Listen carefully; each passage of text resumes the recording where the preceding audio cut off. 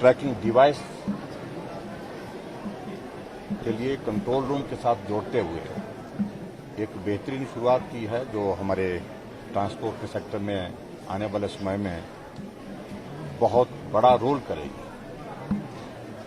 और सबसे बड़ी बात इसमें कि चाहे वो महिलाओं के, चाहे वो बच्चों की, बेटियों की सुरक्षा की बात है और उनकी सहायता की बात है, उस बात को भी हम सुनिश्चित कर पाएंगे। और इसके साथ साथ में कहीं अगर दुर्घटना अगर होती है तो उस सारी चीज में मदद जल्दी से पहुंच सके, रेस्क्यू ऑपरेशन करके लोगों के जीवन को उस संकट में बचाया जा सके, उसमें भी इसका बहुत बड़ा रोल रहने वाला है। मैं ट्रांसपोर्ट विभाग को, मंत्री जी को बहुत बहुत बधाई देता हूं। और जिस प्रकार से हमको जानकारी दी गई, ये संभवतः पूरे देश भर में हिमाचल पहला प्रदेश है जिसने इसकी शुरुआत की।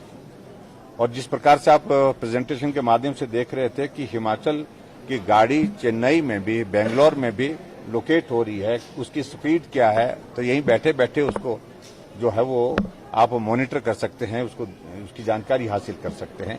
उस दृष्टि से एक बहुत महत्वपूर्ण एक ये इनिशिएटिव हिमाचल प्रदेश सरकार के माध्यम से यहाँ पर शुरू हुआ है।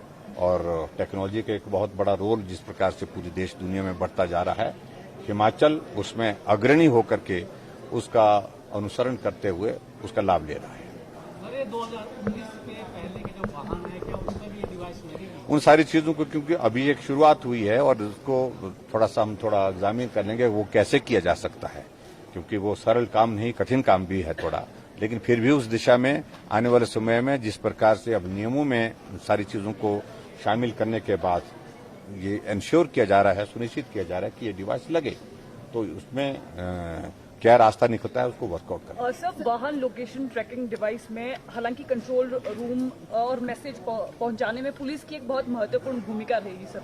क्या हमारे पास इतना पर्याप्त पुलिस बल है सर कि हम इस निश्चित रूप से पुलिस बल पर्याप्त है।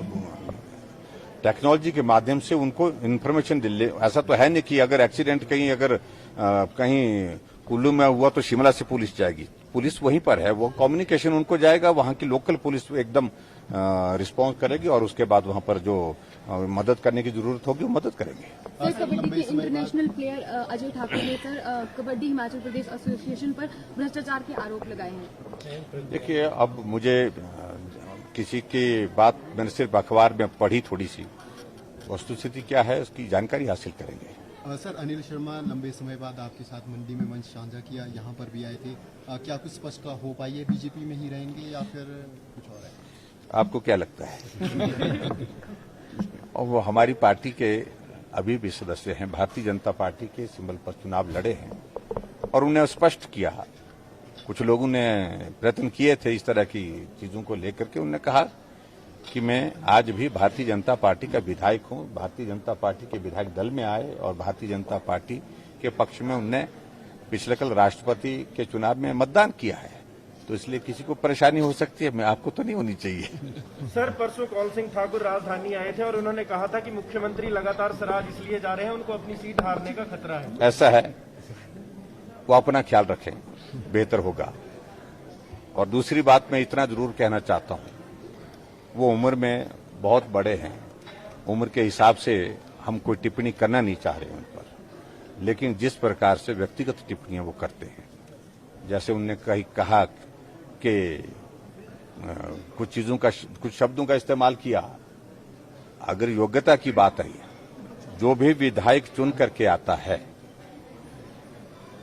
उसकी योग्यता पर प्रश्न खड़ा करना लोकतंत्र की व्यवस्था के खिलाफ है। और ऐसी योग्यता उनके पास क्या थी, और उनकी योग्यता का जिक्र करें तो जिक्र पूरे देश भर में हुआ है उसका।